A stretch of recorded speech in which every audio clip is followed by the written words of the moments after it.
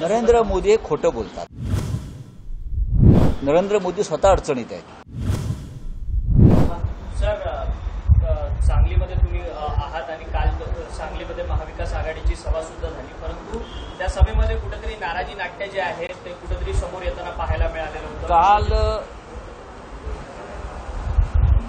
शिवसेना पक्षप्रमुख उद्धव ठाकरे काल सांगलीत होते. खरं म्हणजे गेल्या 2 दिवसापासून ते या परिसरात म्हणजे कोल्हापूर, हातकलंगणे आणि सांगली असा त्यांचा एक यशस्वी दौरा पार पडला आणि काल संध्याकाळी ते सांगलीत आले. सांगलीत आपण पाहिलं असेल की एक प्रचंड सभा चंद्रहार पाटील आमचे उमेदवार यांच्यासाठी पार पडली आणि त्यात मग काँग्रेसचे, राष्ट्रवादी काँग्रेसचे प्रमुख नेते उपस्थित होते. काल सकाळीच तासगावला सन्माननीय शरद पवार साहेबांच्या उपस्थितीमध्ये तासगावला एक महाविकास आघाडीची बैठक पार पडली. मला असं वाटतं की कालची सभा ही उत्तम झाली, सकारात्मक झाली. तिरंगी लढत आहे. ही तिरंगी लढत करण्यामागे काय कोणाचे डावपेच आहेत ते भविष्यात कळेल. पण या क्षणी आमच्यासमोर भारतीय जनता पक्षाचे 2 उमेदवार आहेत आणि दोन्ही उमेदवारांना भारतीय जनता पक्ष रसद पुरवत आहे. एक अधिकृत आहेत, एक अनधिकृत आहेत. भारतीय जनता पक्षाचे डावपेच जुनेच असतात, पण त्याची पर्वा न करता शिवसेनेचे म्हणजे महाविकास आघाडीचे उमेदवार चंद्रहार पाटील हे याने आघाडी घेतलेली आहे प्रचारात आणि एकंदरीत सगळ्यात बाबतीत. आणि आम्हाला विश्वास आहे, जसं महाराष्ट्रातल्या महाविकास आघाडीच्या इतर जागांबाबत आम्हाला विश्वास आहे, तशी सांगलीतली जागा सुद्धा महाविकास आघाडी जिंकेल. तसं नसतं तर दिल्लीतून प्रधानमंत्री, त्यानंतर उत्तर प्रदेशचे मुख्यमंत्री योगी, आता गृहमंत्री येत आहेत. एवढा फौजफाटा आणून इथे मैदानात उतरवण्याची गरज नव्हती. काही लोक काकांसाठी येत आहेत आणि काही लोक अप्रत्यक्षपणे दादासाठी येत आहेत रसद पुरवायला. हे आमच्या लक्षात आलेलं आहे. त्याच्यामुळे हा सामना इकडला रंगतदार जरी असला तरी आमचा जो पेलवान उमेदवार आहे तो ही राजकीय कुस्ती मारणार, याच्याविषयी आमच्या मनात शंका नाही. विश्वजित कदम काल सभेमध्ये बोलले की खरं तर मी सांगलीचा वाघ आहे म्हणून आणि महाराष्ट्राचे वाघ उद्धव ठाकरे. खरं तर या संपूर्ण असं असतं की इकडला वाघ वेगळा तिकडला वाघ वेगळा असं काही नसतं. सांगलीमध्ये वसंतदादा पाटील नावाचा एक वाघ आम्ही स्वातंत्र्यपूर्व काळामध्ये आणि नंतर पाहिलेला आहे. वाघ काय असतो, ज्या बाळासाहेब ठाकरे, उद्धव ठाकरे, शरद पवार, वाघाची रचना, वाघाचा स्वभाव वेगळा असतो. विश्वजित कदम नक्कीच वाघ असतील किंवा आहेत. ते वाघ आहेत की नाहीत हे 4 जूनला कळेल. जर त्यांनी मोठ्या ताकदीनं चंद्रहार पाटलांना विजयी केलं महाविकास आघाडीचा उमेदवार, तर नक्कीच ते वाघ आहेत अशी त्यांना आम्ही पदवी देऊ. मी बोलतोय ना अजून मला संपलं नाहीये. मी व्यक्तिगत सांगत नाही. इकडल्या महाविकास आघाडीच्या प्रमुख नेत्यांना जर स्वतःला वाघ सिद्ध करायचा असेल तर त्यांनी महाविकास आघाडीचे उमेदवार जे आहेत चंद्रहार पाटील त्यांना विजयी केलं पाहिजे सगळ्यांनी मिळून. आणि मग आम्ही 4 जूनला येऊन या वाघांचा सत्कार करू. त्यांना आम्ही वाघ आहोत हे आम्ही सांगू, हे वाघ आहेत.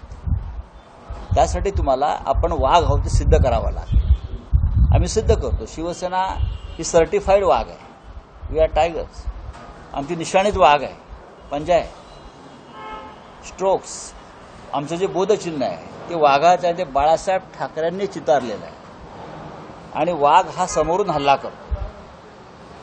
वाघ आहे हा समोरून हल्ला करतो. वाघ हा उत्तम शिकारी असला तरी समोरून हल्ला करतो. तो झुडपात बसून वाघ कारस्थाना करत नाही. कळलं का? त्याच्यामुळे सांगलीत कोण किती वाघ आहेत पण नक्कीच की सांगलीतली जनता ही वाघासारखी आहे. ती कोणतीही कारस्थानं किंवा कोणत्याही प्रकारचे डावपेच सहन न करता पेलवान चंद्रहार पाटील यांच्या मागे उभे राहील. काही लोकांचं असं म्हणणं आहे, म्हणजे आश्चर्यकारक, चंद्रहार पाटील काल भाषणात आपण ऐकलं असेल की थोडे हे कमी पडतात. काय कमी पडतात?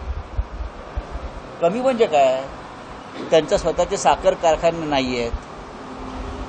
साखर कारखाने असले तरी त्यांनी ते बुडवलेले नाहीत, कर्ज बुडवलेली नाहीत, शेतकऱ्यांचे पैसे बुडवले नाहीत, संस्था बुडवल्या नाहीत. हा त्यांचा कमजोरपणा आहे का? हा त्यांचा कमजोरपणा नाही, ही त्यांची ताकद आहे. ते प्रामाणिक आहे. असे अनेक कमजोर उमेदवार अनेक पक्षाने अनेक ठिकाणी उभे केले आहेत. आम्ही त्यांचा प्रचार करतो आहोत. आम्हालाही वाटतं हा कमजोर आहे अमुक अमुक ठिकाणचा उमेदवार, मग काँग्रेसचा असेल किंवा अन्य पक्षांच्या असतील. आम्हाला वाटतं हा कमजोर आहे, पण आम्ही तो कमजोर आहे म्हणून सांगत नाही. आम्हाला माहिती आहे आम्ही वाघ आहोत. आम्ही त्याला आमच्याबरोबर घेऊन जाऊ पुढे, आम्ही त्याला विजयी करू. आम्ही खात्रीनं सांगतो बरं का, आम्ही नावाचे वाघ नाही आहोत. अनेक ठिकाणी असे उमेदवार आहेत. आम्हाला वाटतं ते थोडे कमी पडत आहेत, पण ते कमी पडत असले तरी महाविकास आघाडी म्हणून, शिवसेना म्हणून आमची जबाबदारी आहे त्या उमेदवारांना विजयी करणं. काल जयंत पाटलांनी भाषणामध्ये सांगितलं की स्टेजवर एक भाषा करू नका आणि खाली एक भाषा करू नका.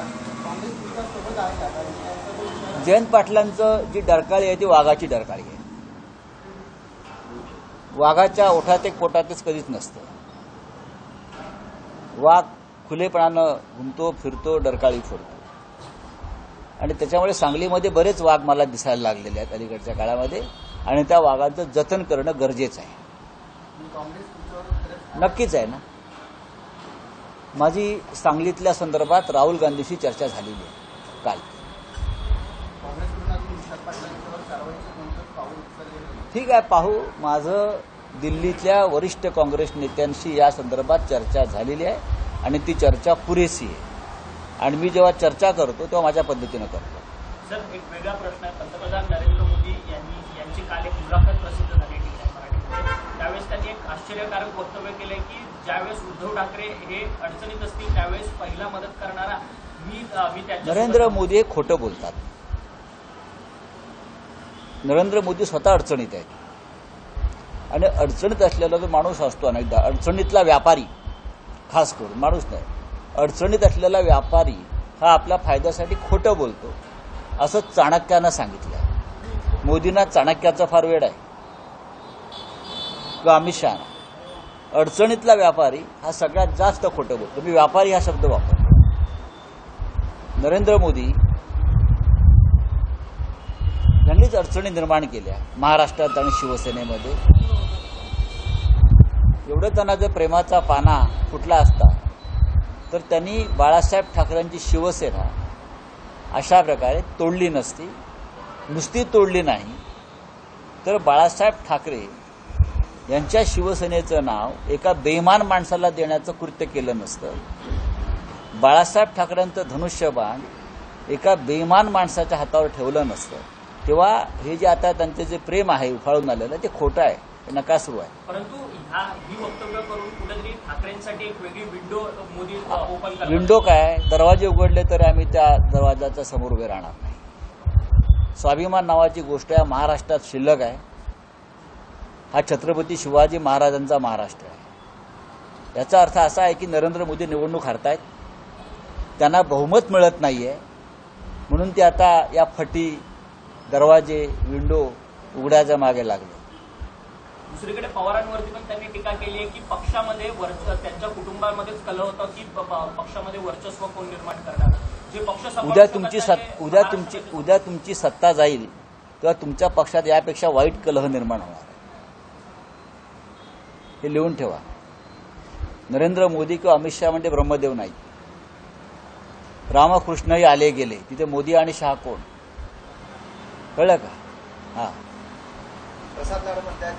सोडून द्यावं. तुम्हाला सांगली करायला नको ते लोकांची नावं सकाळ सकाळ घ्यायची फार त्रास आहे.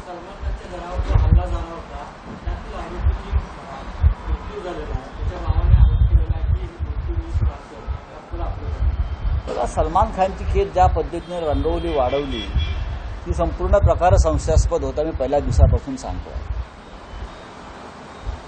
आता जो आरोपी पकडून आणला त्याचा मृत्यू झाला, त्याच्यामुळे मी जे सांगत होतो त्याला पुष्टी मिळते आहे. पोलिसांपेक्षा मुंबईतली गुन्हेगारी काय आणि कशा प्रकारे पोलीस ऑपरेट करतात ते जास्त मला माहिती आहे. मी खात्रीनं सांगतो. एकेकाळी दाऊद इब्राहिम मुंबईत असताना मुंबईतला सगळ्यात उत्तम क्राईम रिपोर्टिंग करणारा मी होतो.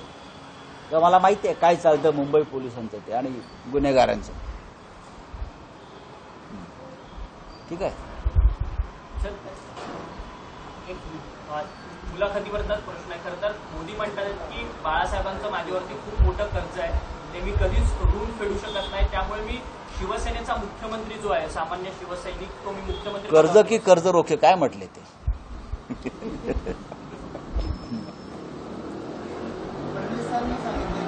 कर्ज आहे असं म्हणतात ना, ज्याच्यावर कर्ज आहे, ज्याच्यावर उपकार आहे, तो बाळासाहेबांनी निर्माण केलेली संस्था अशा प्रकारे डुबवण्याचा प्रयत्न करणार नाही.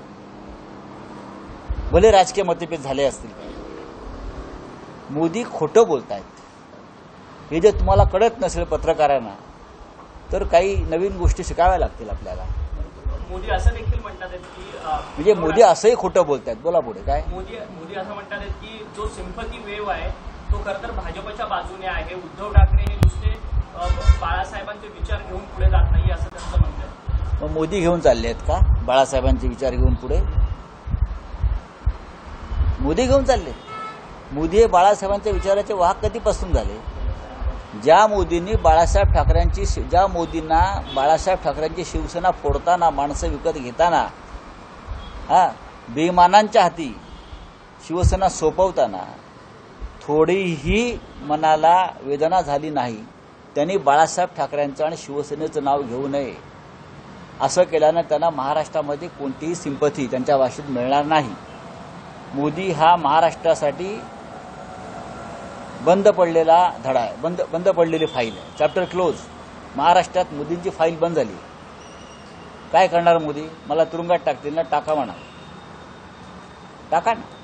दुसरं काय तुम्ही करू शकता? 4 जून नंतर बघू म्हणावं. प्रकाश आंबेडकरांची 2 दिवसांमध्ये सभा होती अपक्ष उमेदवार. पुढे इथे बघा, मी असं म्हणालो आपल्याला की भारतीय जनता पक्षाचे इथे 2 उमेदवार उभे आहेत.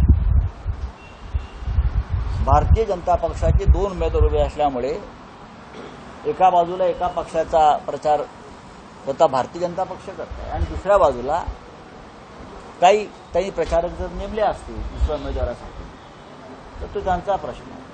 पण भारतीय जनता पक्षाच्या 2 उमेदवारांचा पराभव शिवसेनेचे उमेदवार म्हणजे महाविकास आघाडीचे उमेदवार चंद्रहार पाटील करतील. परंतु तुमचा उमेदवार उभा असताना कुठेतरी प्रकाश आंबेडकर येऊन अपक्ष उमेदवारांचा प्रचार इथे करतात सातत्याने. प्रकाश आंबेडकर का आमच्या महाविकास आघाडीत नाही आहेत ना? हा प्रश्न तुम्ही कसा काय विचारता? प्रकाश आंबेडकर स्वतंत्रपणे निवडणूक लढतायत. त्यांना अधिकार आहे कोणाचा प्रचार करावा आणि नाही करावा. जसं ते नागपूरमध्ये त्यांनी काँग्रेसच्या उमेदवाराला पाठिंबा दिला, आपल्याला माहीत असेल. पण संविधान वाचवण्याची लढाई कुठेतरी लढतात असं. संविधान नक्की कोण वाचवत आहे हे येणारा काळ ठरवेल. आणि कोण संविधानाच्या पाठीत खंजीर खुपसणाऱ्यांच्या पाठीशी अप्रत्यक्षपणे उभे राहिले हे सुद्धा डॉक्टर बाबासाहेब आंबेडकरांचा आत्मा पाहतो आहे.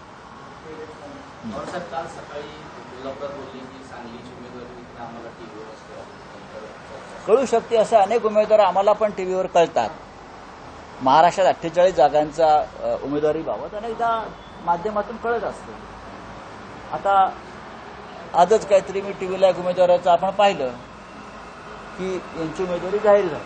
होऊ शकतं ना, उमेदवार या माध्यमांतूनच जाहीर केल्या जातात ना. तुम्ही याच्याकडे पवारांची नाराजीकडे अजिबात नाही. शरद पवार नाराज अजिबात नाहीये. किंबहुना माननीय शरद पवार आणि उद्धव ठाकरे हे हातात हात घालून महाराष्ट्रात सर्व उमेदवारांचा प्रचार करतात. सुषमा आमदारांचं कुठे? मग माझ्याकडे काहीच माहीत नाही. आता मी माहिती केली, तुम्ही मला ही माहिती देता. काँग्रेस पक्षातून अमेठीमधनं पुन्हा एकदा राहुल गांधींना संधी दिलेली आहे. ज्या अमेठीमधनं खरं तर राहुल गांधी 2019ची निवडणूक हरलेले स्मृती इराणीच्या विरोधातली, आता पुन्हा त्यांना संधी दिली आहे. वायनाड आणि अमेठी उत्तर प्रदेशातून या दोन्ही जागांवर गांधी कुटुंबानं लढावं ही या देशाची इच्छा आहे. आम्ही त्यांना विनंती केली होती रायबरेली आणि अमेठीमधून गांधी कुटुंबातल्या सदस्यांना लढावं. त्यातल्या आता रायबरेलीतून सोनिया गांधींच्या सूचनेनुसार राहुलजी लढतायत आणि अमेठीमधून त्यांच्याच कुटुंबातले एक सदस्य असलेले के.एल. शर्मा लढतायत. के.एल. शर्मा जरी लढत असले तरी ते गांधी परिवाराचेच एक घटक आहेत. मला माहिती आहे, मी त्यांना ओळखतो. त्याच्यामुळे दोन्ही जागा या वेळेला काँग्रेसकडेच राहतील. चला, थँक्यू. फडणवीसांनी असं सांगितलंय की शरद पवारांनी अजित पवारांना महाराष्ट्रातलं विलन दिलं या सगळ्या प्रश्नाला. बघा, हे सगळे विलन आहेत महाराष्ट्रातले सध्याचे. त्याचे नेते देवेंद्र फडणवीस आहेत. तुम्ही पूर्वीच्या काळातल्या हिंदी सिनेमातले विलन पाहिले असतील. त्या सगळ्यांना एकत्र केलं तर जो विलन निर्माण होतो त्यांचं नाव देवेंद्र फडणवीस. देश विदेशातील प्रत्येक घडामोडींचे लाईव्ह अपडेट मिळवण्यासाठी आता साम टीव्हीच्या सर्व सोशल मीडिया प्लॅटफॉर्मला लाईक, फॉलो आणि सबस्क्राईब करा. तसंच सर्व नोटिफिकेशनसाठी बेल आयकॉन प्रेस करायला विसरू नका.